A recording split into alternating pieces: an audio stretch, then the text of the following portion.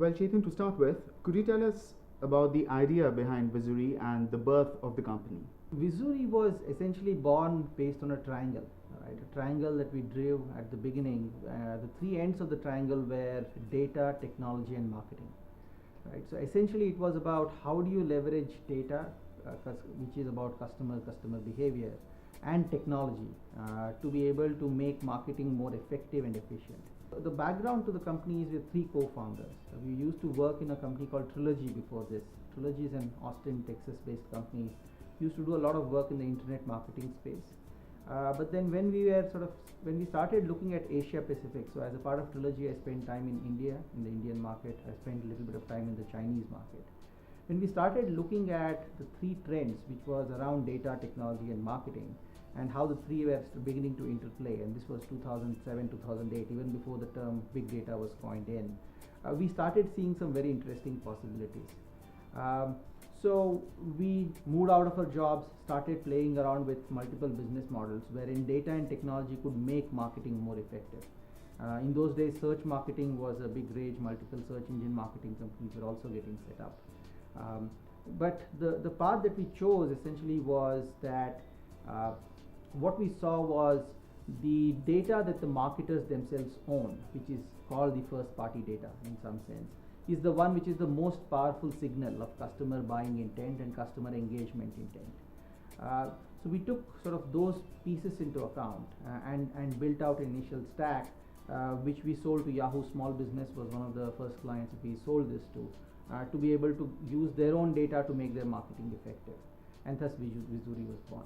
And how does Vizury use big data analytics to aid companies that are going app only? Two basic problems that we solve for our clients are as follows. Number one is around user data aggregation and forming what we call one view of the user. So if you look at the app ecosystem right now, the various sources of user behavior would be as follows. Number one, user would be demonstrating certain behavior in the app itself, right? And then there would be a purchase history of the user. Then there would be different product and promotion feeds that the marketer would have thought of. So the first problem that we solve for the marketer is how do you bring in all these disparate sources of data in one place? We have data centers in about 7 different places. So using all these capabilities, we help the marketer form one view of the user, right? So that is sort of the first step. The second step is a marketer really then wants to know, now that I have all the data in one place, I know so many things about my user, how do I go about engaging with each of those users on a one-to-one basis? Which is where the second bucket comes in, which is around insight generation. Third step from there on is about targeting, and targeting the user, targeting the app users. Now, how do you acquire and segregate the data that you require for analytics? Sure. So we deal with both structured and unstructured data.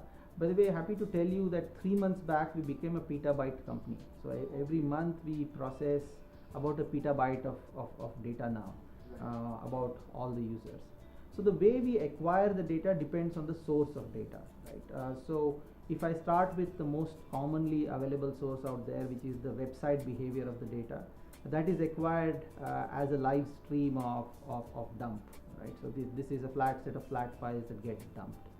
If I look at something like a product or promotion feed, this is acquired through techniques called as XML, which is about essentially engaging with the client system on the XML side, right?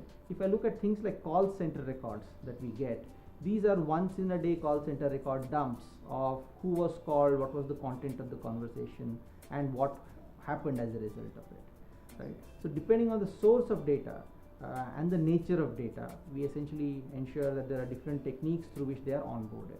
Now, variety, volume, and velocity are 3 main challenges that most big data companies have to deal with.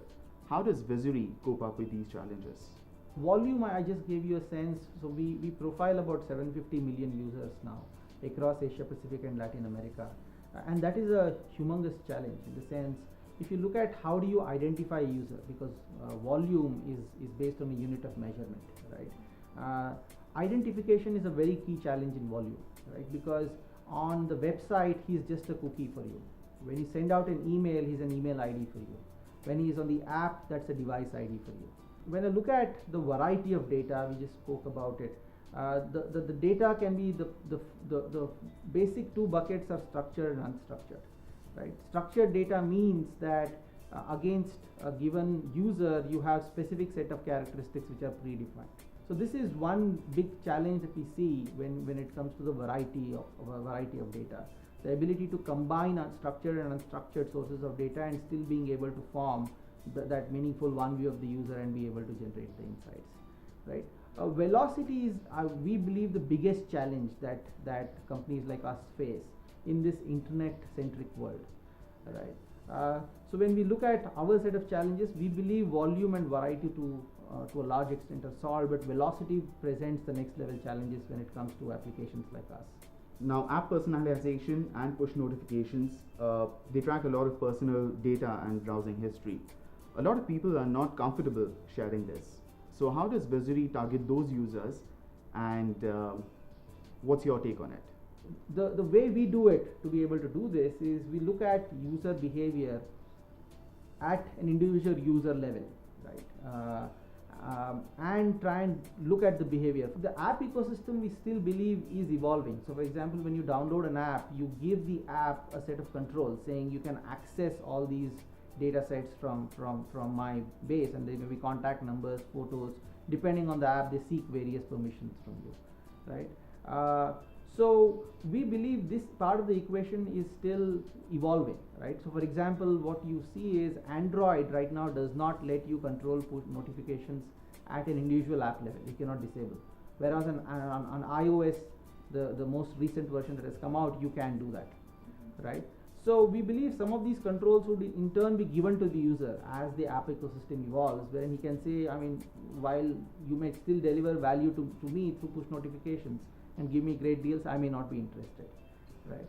So that part may evolve, but right now, given the context we are operating in, we believe we are looking at it more as a value delivery to the end consumer rather than trying to annoy him with too many messages. Now, Vizury's campaigns deliver 5 times higher conversions compared to the brand's website. So Chetan, could you tell us what does Vizury do differently, and why can't these brands do this analysis by themselves? Sure. So the secret sauce to this, right, is statistics.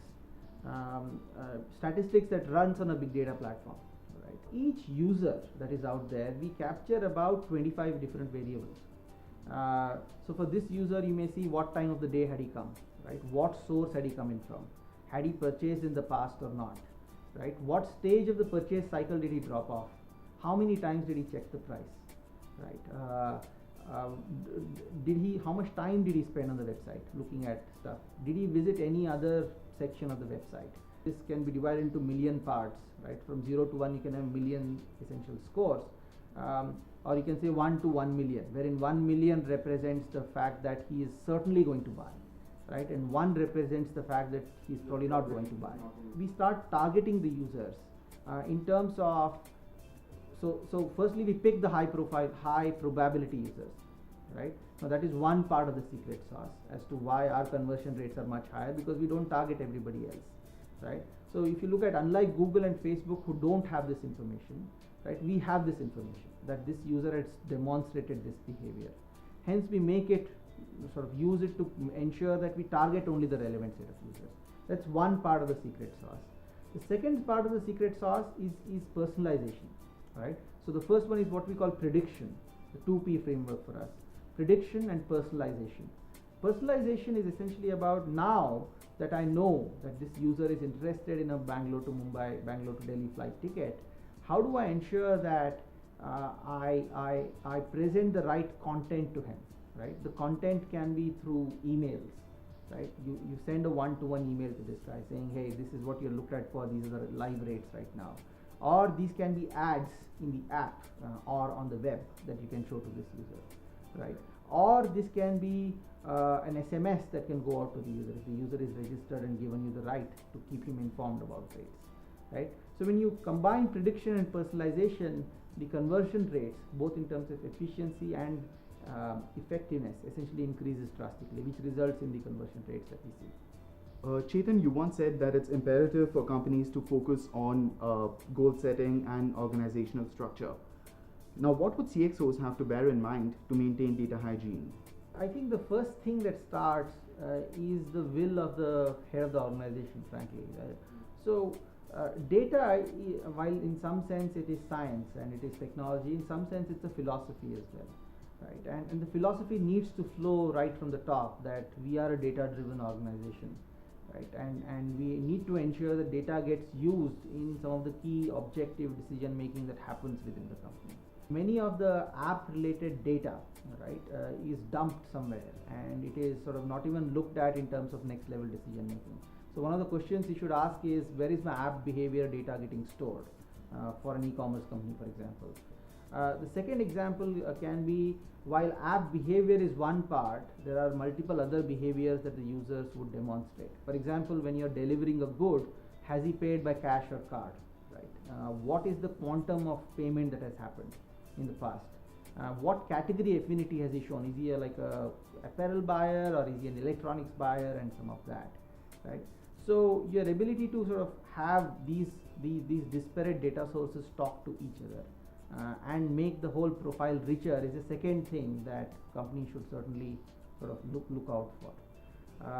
The third bit is in terms of making this work. What we see again is companies are storing fantastic amounts of data, and some of them are combining it as well.